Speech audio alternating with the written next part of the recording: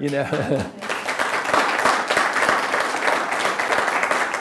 We'd have a long way to go on that, but we now face a major crisis. Though I thought it might have come to an end in the 70s and it was patched together, I think that we're on the verge of it really coming to an end. Nobody knows exactly whether it would collapse with runaway inflation and total rejection of the dollar soon, or a month, or a year, but there's really no foundation to the dollar. But there's no foundation to the euro or any other currency. So unless you're a really good trader, and maybe you have some good traders in this room, maybe you can trade currencies and you can do it on short term, you might be able to do it. But as far as just saying, well, I'm going to put my money into a sound currency, even the Swiss franc, though stronger than the dollar, isn't the safe haven it used to be. There's nobody really honors a commitment. So not only has the United States lived a long time with this monetary system, the world has too. So I consider the whole world financial situation in very dangerous shape right now. But the question is why is this important? Why is monetary policy important? And people do talk about inflation. You know, they're always talking about inflation in Washington. And the Federal Reserve talks about inflation. We've got to watch it. We've got to keep an eye on inflation. But Mises, in Human Action, said that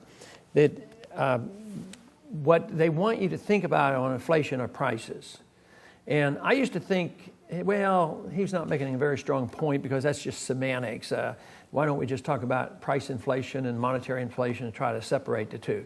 But he emphasized that a whole lot.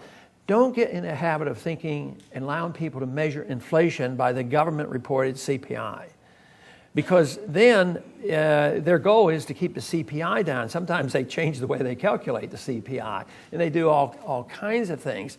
And if you have production go up, I mean, just think of what we have in our electronics industry. I mean, whether it's our cell phones or our TVs and computers, you know, in spite of all the debasement of our currency, those prices keep coming down. And so productivity can keep prices down. In the 20s, they said no problem with inflation because the price level wasn't rising. But they were deceived because they didn't understand where the real problem is. The real problem is the distortion of interest rates. That's the fundamental flaw in a fiat currency system, is when governments come in and artificially low interest rates, they send the wrong signal. And then you're out of the business of being capitalists anymore. We're not practicing free market capitalism because it's crucial that you have free market prices in goods and services as well as in interest rates. And this is what we don't have right now. Mises also predicted that socialism would not work. It will always fail and collapse because it does not have free market pricing. And you can't measure supply and demand. Only buyers and sellers and consumers and, you know, all these things have to be sorted out to send the right messages. And that's why even early on he predicted that socialism, especially communism, would fail, and it did. We didn't have to fight the communists. They were defeated because of their own system. But we're not a whole lot better off. I mean, we still have a lot of market pricing going on, which helps us to survive because of, so many things are set by the market, except for money. The interest rates are manipulated, of course, by the Federal Reserve. And when they do this, they encourage business people and investors and people who buy houses and cars to do things that they might not otherwise have done because they're getting a false information, thinking there's a lot of savings out there. But today, because of this benefit we've had from this fiat standard of money, we haven't had to save. Besides, we do dumb things like we tax savings, we tax investment opportunities, we tax gifts and inheritance and dividends, and that, of course, is a distortion. So if you're losing money on the depreciation of your dollar, and then we tax individuals who save, why do it? And besides, we can keep printing the money we need. So there was no effort to save, but it was a predictable consequence. We as American people didn't really save because of these conditions, so it was a rational decision. But it also meant that where would the capital come from? In capital now, and you have to put that in quotes, capital now comes from a computer. The Federal Reserve say, oh, you need some credit or some money. Well, we'll just create it, and it will look like people have saved. Then what does that do? It causes people to do the wrong things and cause them to malinvest, borrow too much money, get too much in debt, and distort the marketplace. And that's what we've been facing. We've been facing this actually ever since the Federal Reserve was created. But in 1971, when there was less restraint on the Federal Reserve because there was no linkage whatsoever, they have distorted the market even more so.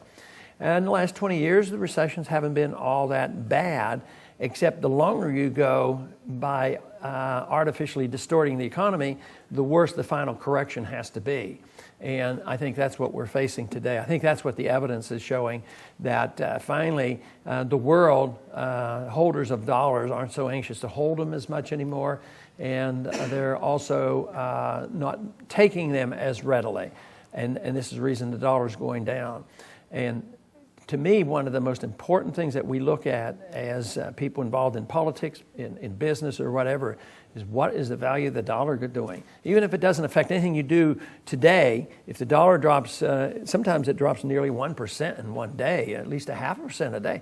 Those are pretty dramatic drops. Even if it doesn't affect you in an immediate way, long term it's going to have an effect, because it means that everybody is getting poorer.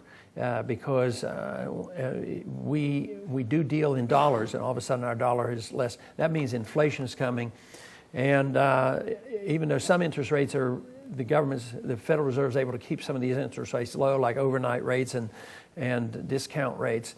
That if you go into mortgage rates and business loans and all, these things measuring risk will be higher, and these rates are going to start to go up. And I would anticipate that interest rates are going to go up a lot more.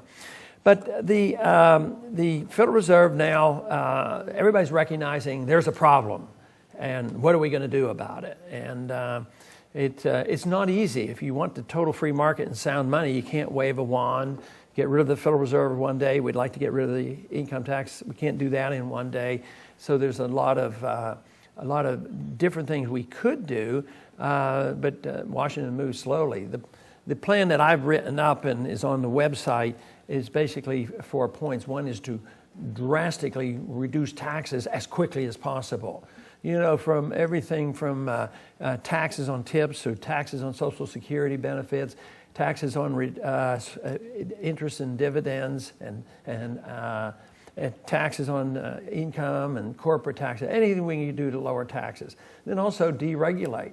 And Republicans, once again, messed up again by having Sarbanes-Oxley. That didn't encourage business people in this country. So, and that's a big burden, billions and billions of dollars spent, just fulfilling that regulation.